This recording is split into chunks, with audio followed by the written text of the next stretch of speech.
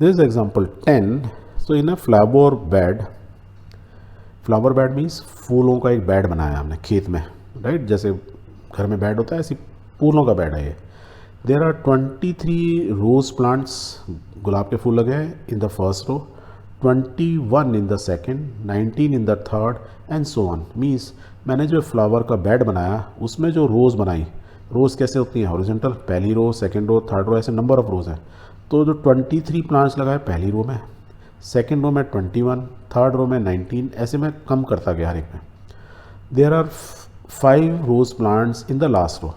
और ये क्या बता रहा है? इसमें कंडीशन दी है कि जो मेरी लास्ट रो होगी, क्योंकि इनफाइनाइट नहीं है, जो मेरी लास्ट रो होगी उसमें कितने पॉइंट हैं? 5 रोज ही हैं.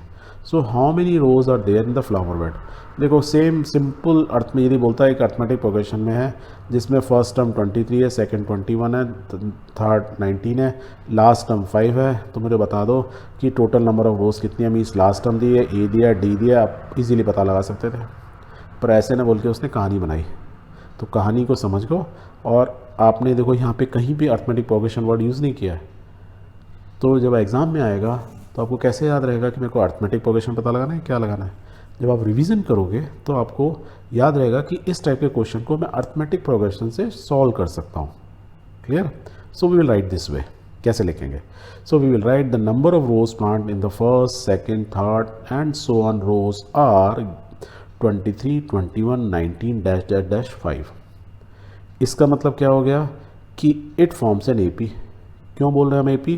क्योंकि हर के बीच में आप डिफरेंस देखोगे 21 माइनस 3 कितने का हुआ डिफरेंस? -2 का. 19 माइनस 21 -2 का. राइट, कॉमन डिफरेंस है. फर्स्ट टर्म हमें मालूम है, लास्ट टर्म मालूम है. And if that is the case let the number of rose in the flower bed be n. n number of rose है. तो लास्ट टर्म क्या है? 5. तो we can say a is 23, d is -2, the nth term is 5. nth term is last term या l बोला है. और a n का फॉर्मूला क्या होता है? a n is equal to a plus n minus 1d.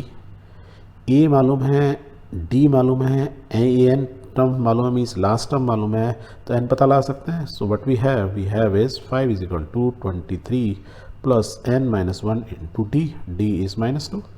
यहाँ से n की वैल्यू निकल आएगी. Let's solve it. Ultimately we get n is equal to 10.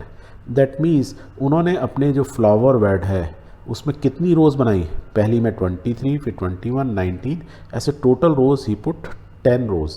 और जो 10th रो है उसमें कितने नंबर ऑफ फ्लावर्स आए? Rose flower 5. सो इस पर्टिकुलर क्वेश्चन में कहीं पे भी अर्थमेटिक प्रोग्रेशन वर्ड यूज़ नहीं किया है, पर still we are able to solve this problem by using the arithmetic progression formula, right? So we'll write in the end, so there are 10 rows in the flower bed. Clear?